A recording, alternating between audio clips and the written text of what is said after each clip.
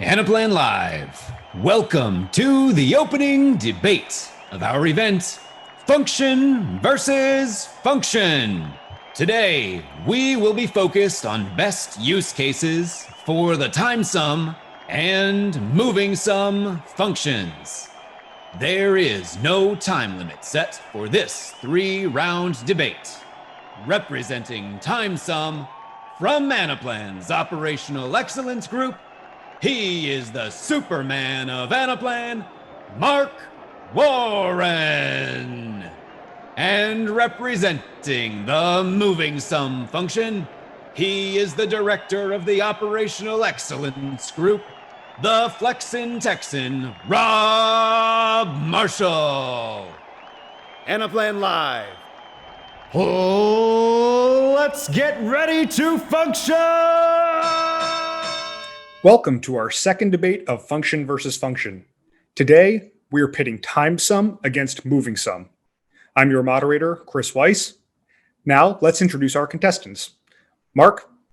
Hello, I'm Mark Warren. I've been at Anaplan 6 years and 5 months, which, and not that we're competitive, of course, is longer than Rob. I work in the Operational Excellence Group, creating best practice and helping Anaplan customers with performance issues. It's a great job. I get to work with lots of amazing, smart, and talented people. And Rob. So that's how it's going to be. Okay, fine. Here we go.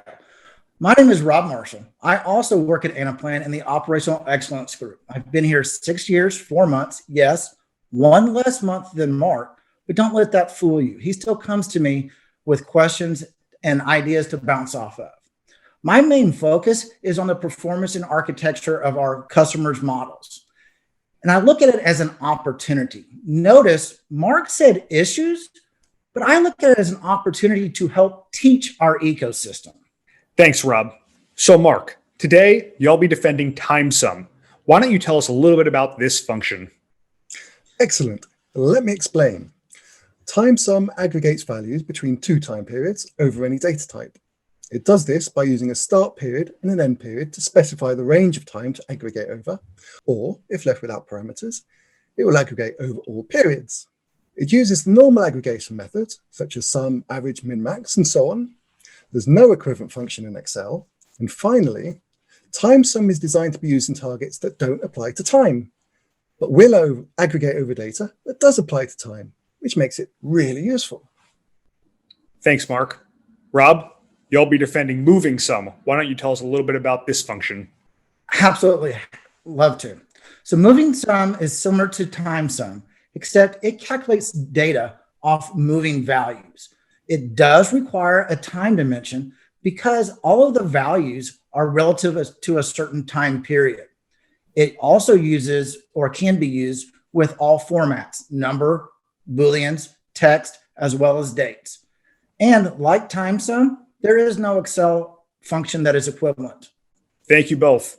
Okay, let's get into it.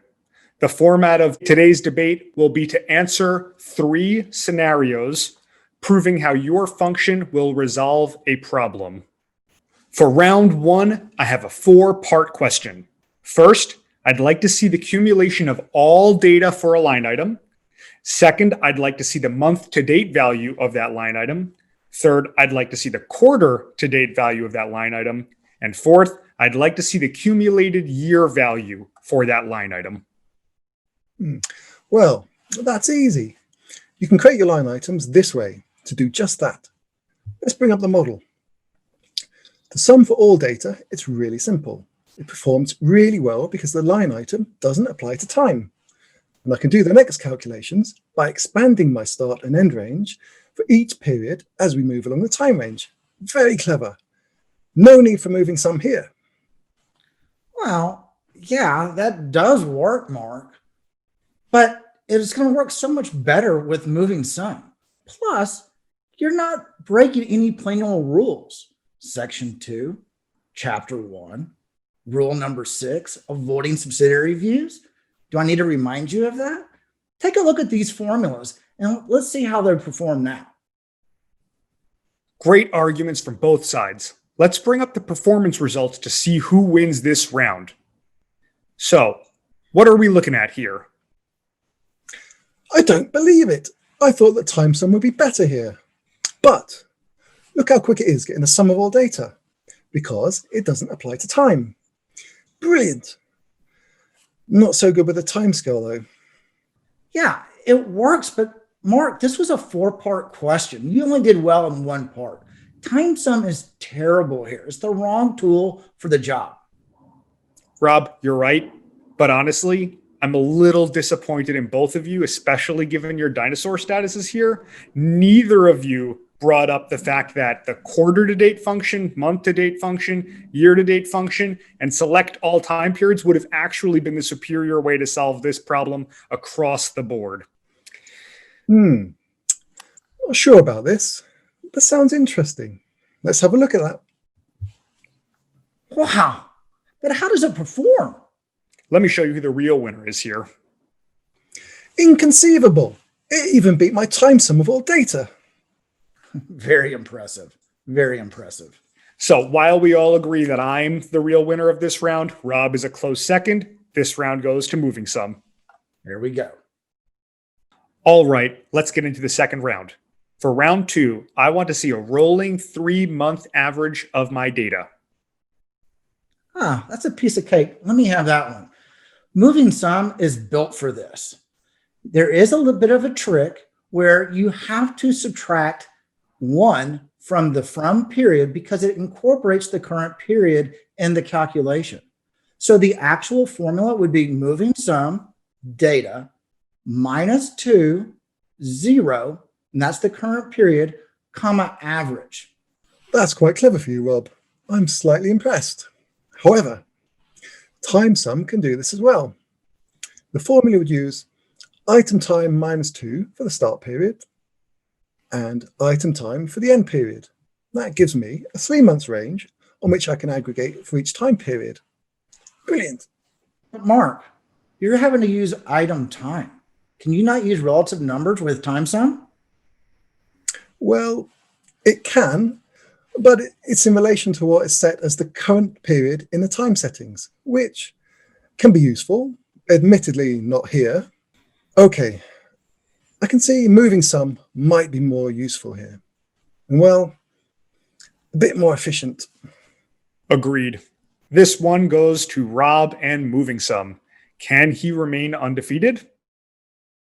And now for the final round. I have a module for trade promotions, and I'd like to see the total dollars spent between 2 dates. Eureka! This is perfect for TimeSum. We have a module dimensioned by just trade promotions, and we have expenses over time. As I have frequently said, TimeSum doesn't have to be dimensionalized by time. The data does, but not the target module where TimeSum is. Look at this brilliant example. Now, how easy is that? Perfect. Take that, Robert. This is going to hurt. Let me think about this for a second. You can't do it, Rob. Give up now while you still have your dignity. Wait, I can do it. I have to create the MOVINGSUM in my transactional module. And then in this module, in the trade promotion module, I can create a lookup for it. Absolutely, that'll work. Clearly, mine is much better. It is much more complicated than your easy little TimeSum. Overly complicated, Rob. I agree with Mark. Rob, it works, but not very well. Let's look at the performance results for this. It's embarrassing, Rob. All that extra work done in the MOVINGSUM and only being able to pull in 1 value through the lookup. Ouch. Fake news! Erroneous! Looks like Mark has spoiled Rob's shutout. Round 3 goes to TimeSum. And it looks like, from a performance perspective at least, TimeSum has its place very specifically when aggregating data that is not dimensionalized by time. In closing, Anaplan has many great functions that can help you accomplish what you're needing to do. Just be careful. Depending on your requirements, your first thought might not be correct. So a few quick thoughts before we wrap up this showdown. Don't just read Anapedia, and don't have your go-to function that you use for everything, like Mark's TimeSum.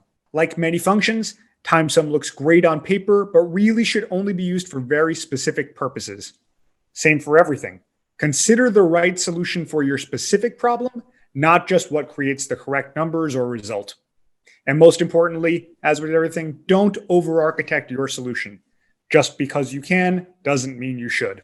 I want to thank our two contestants, Mark and Rob. And again, congratulations to our winner, Rob and MOVINGSUM. Yeah, baby!